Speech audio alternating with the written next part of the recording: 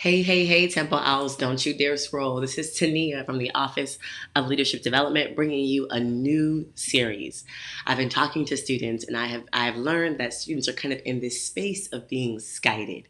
You're like, Tania, what's skited? Skited is basically scared and excited about this idea of returning to campus and establishing our new normal, right? And so we thought it'd be great to look at how do we best support you in this transition. And so now we bring to you a new series within our 5 and 5 series. It's all out with the old and in with the new. And so please, hopefully you all enjoy these. All I ask is one thing.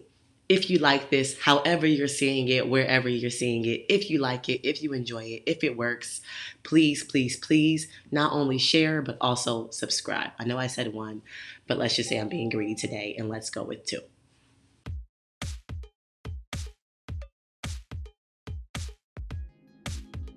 Hey, hey, hey, this is Tania Irwin reporting live from the Office of Leadership Development. Well, I'm not actually in the office, but I am there in spirit. Reporting live with this week's 5 and 5.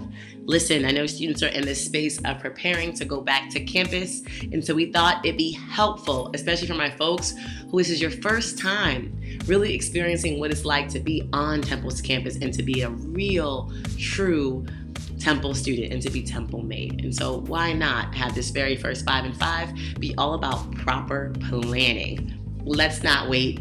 Let's dive into it. Step 1 in proper planning is to assess your course weight.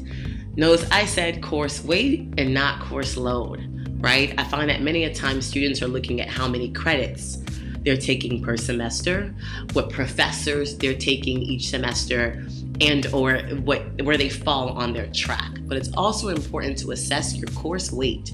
Look at the syllabi. See when assignments are due.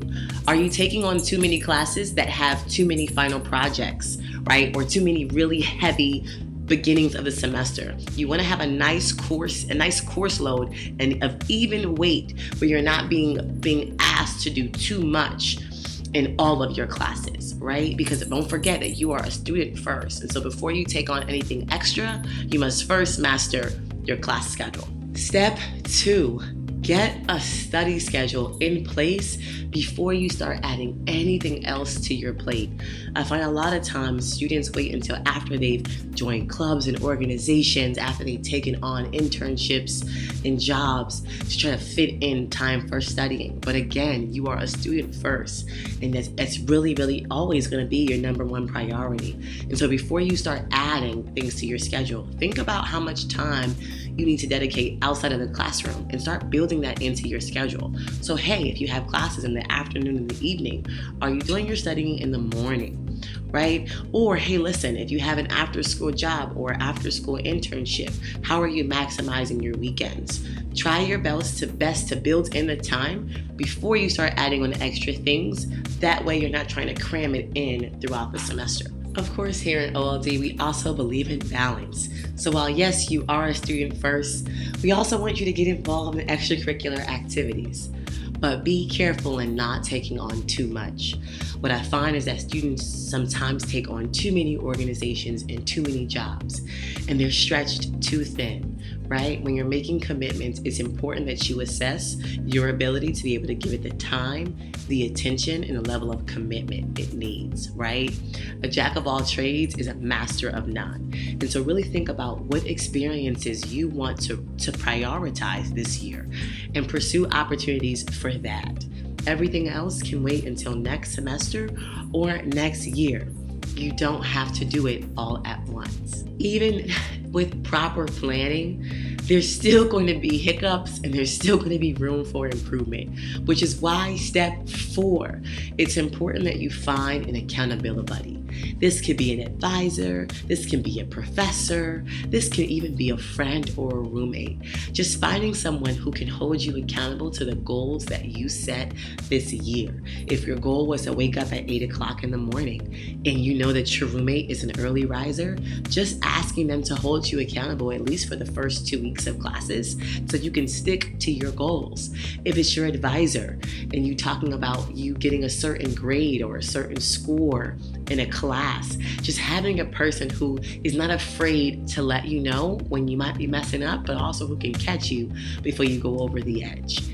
Everyone needs help, so make sure you find yours. Which leads me to step 5, establishing checkpoints for self-check-ins. While it's great to properly plan and it's great to have accountability buddies, at the end of the day, you are your own best friend. And so it's important that you're establishing times and moments where you're checking in with yourself, asking yourself, what am I doing well? What am I not doing so hot? And what do I need?